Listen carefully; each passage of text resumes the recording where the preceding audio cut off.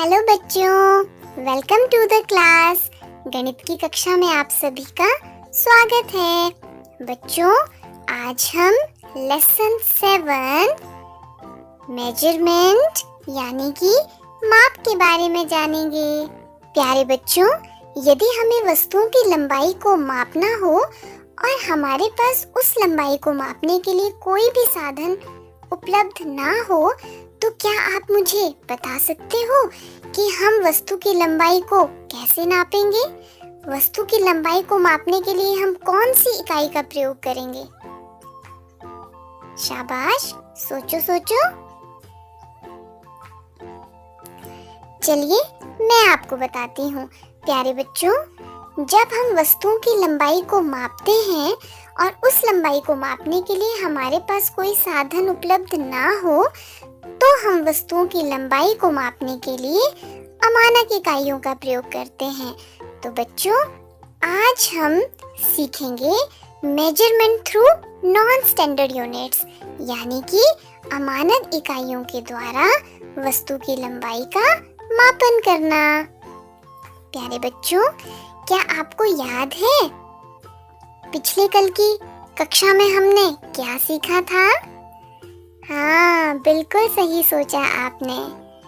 ये क्या है? ये है हमारे हाथ की लंबाई।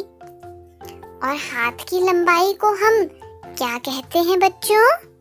हाँ, हैंड स्पैन, यानी कि हाथ का बित्ता। तो बच्चों, पिछले कल की वीडियो में आपने हाथ के बित्ते से यानी कि हैंड स्पैन की मदद से वस्तुओं की लंबाई को मापना सीखा। बच्चों, आज हम क्या करने वाले हैं? आज हम वस्तुओं की लंबाई को मापने की एक और अमानक इकाई से वस्तुओं की लंबाई को मापने वाले हैं। वो अमानक इकाई कौन सी है बच्चों? देखो, ये क्या है? ये है हमारे पैर, ठीक है? और ये है हमारे पैर की लंबाई और ये दूसरे पैर की लंबाई। तो प्यारे बच्चों, ये जो पैर की लंबाई है, ये क्या कहलाती है? मैं आपको बताती हूँ। ये है फुट स्पैन, यानी कि पैर का बित्ता। तो प्यारे बच्चों, अब तो आप समझ गए ना कि आज हम वस्तुओं की लंबाई का अंदाजा अपने कदमों से मापकर ज्ञात करने वाले हैं। तो हम पैर के बित्ते से आज वस्तुओं की लंबाई को माप कर देखेंगे।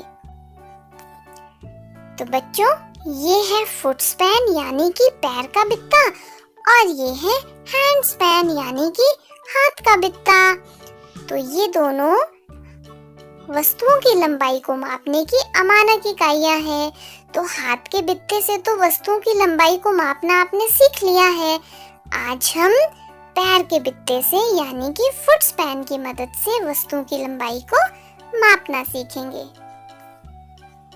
प्यारे बच्चों, ये है नैनी और ये है इसका भैया देव। तो बच्चों, आज देव नैनी को कुछ सिखाने वाला है। ये क्या सीखने और सिखाने वाले हैं? चलो इनकी बातें सुने। नैनी अपने भैया से कहती है, देव भैया, पिछले कल हमने हैंड स्पैन से यानी कि हाथ के बित्ते से वस्तुओं की लंबाई को मापना सीखा था और आपने मुझे बताया था कि कल आप मुझे वस्तुओं की लंबाई मापना और सिखाओगे और उसके लिए हम किसी और इकाई का प्रयोग करेंगे। तो भैया, आज आप मुझे कौन सी इकाई से वस्तुओं की लंबाई ज्ञात करना सिखाओगे? तो देव कहता है, नैनी देखो, वस्तुओं की लंबाई को मापने के लिए हम अपने कदमों का प्रयोग भी कर सकते हैं, यानी कि अपने पैर की लंबाई से भी हम वस्तुओं की लंबाई को नाप सकते हैं। और पैर की लंबाई को हम क्या कहते हैं? फुट स्पैन, यानी कि पैर का बित्ता। नैनी, याद रखना, पैर की लंबाई को हम क्या कहेंगे भैया? हम उसको फुट स्पैन कहेंगे, यानी कि पैर का बित्ता। भैया मैंने ठीक बताया ना? हाँ नैनी, शाबाश। चलो नैनी, हम पार्क में चलते हैं और वहाँ पर हम लंबाई को माप कर देखते हैं कि पैर के बित्ते से लंबाई को कैसे मापा जाता है। चले नैनी? हाँ भैया चलो। और प्यारे बच्चों, ये है नैनी और देव का पार्क। यहाँ पर दो बड़े बड़े पेड़ हैं और देव नैनी को इन दोनों पेड़ों के बीच की लंबाई को मापना सिखाएगा और इन दोनों पेड़ों के बीच की लंबाई को देव पैर के बित्ते से मापना सिखाएगा। तो देव कहता है, देखो नैनी, ध्यान से देखो, ये है पैर का एक बित्ता, ये पैर का दूसरा बित्ता, ये पैर का तीसरा बित्ता, ये पैर का चौथा बित्ता, ये पैर का पांचवा बित्ता, ये पैर का छठा बित्ता। तो देव नैनी से पूछता है कि नैनी, क्या तुम मुझे बता सकती हो इन दोनों पेड़ों के बीच की लंबाई क्या है? तो नैनी कहती है, नहीं भैया, मुझे नहीं पता लगा। तो देव कहता है, ठीक है नैनी, कोई बात नहीं, मैं तुम्हें बताता हूँ। इन दोनों पेड़ों के बीच की लंबाई है 6 फुट स्पैन्स, यानी कि पैर के 6 बित्ते। नैनी, हम थोड़ा आगे चलें? तो नैनी अपने भैया से कहती है, हाँ भैया। और नैनी और उसका भैया पार्क में थोड़े आगे चले जाते हैं। वहाँ पर कुछ फूल लगे हैं, कुछ घास उगी है और फिर से पेड़ हैं। अब वहाँ पर 2 पेड़ आगे हैं और 2 पेड़ पीछे हैं। तो देव नैनी से कहता है कि नैनी, पहले हम आगे वाले 2 पेड़ों के बीच में दूरी को मापेंगे। देव कहता है, नैनी ध्यान से देखो, ये पैर का एक बित्ता, ये पैर का दूसरा बित्ता, ये पैर का तीसरा बित्ता, ये पैर का चौथा बित्ता, ये पैर का पांचवा बित्ता और ये पैर का छठा बित्ता। तो देव नैनी से पूछता है इन दोनों पेड़ों के बीच की लंबाई कितनी लंबी है? तो नैनी कहती है, भैया ये तो 6 फुट स्पैन्स के बराबर है, यानी कि पैर के 6 बित्तों के बराबर है। तो देव नैनी से कहता है, शाबाश नैनी। चलो अब पीछे वाले दोनों पेड़ों के बीच की दूरी को मापते हैं और देखते हैं इन पीछे वाले 2 पेड़ों के बीच कितनी लंबाई है। ये पैर का एक बित्ता, ये पैर का दूसरा बित्ता और ये पैर का तीसरा बित्ता।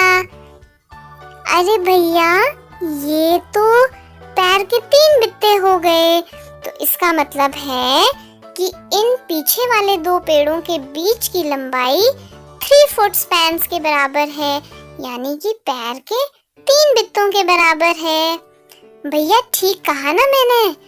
तो देव नैनी से कहता है, हाँ नैनी, शाबाश, तुमने बिल्कुल ठीक कहा। प्यारे बच्चों, जैसे देव ने नैनी को पेड़ों के बीच की लंबाई को पैर के बित्ते की मदद से मापना सिखाया, अब हम इस कमरे की चौड़ाई को पैर के बित्ते से मापने की कोशिश करेंगे और आप मुझे बताएंगे कि इस कमरे की चौड़ाई कितने पैर के बित्तों के बराबर है।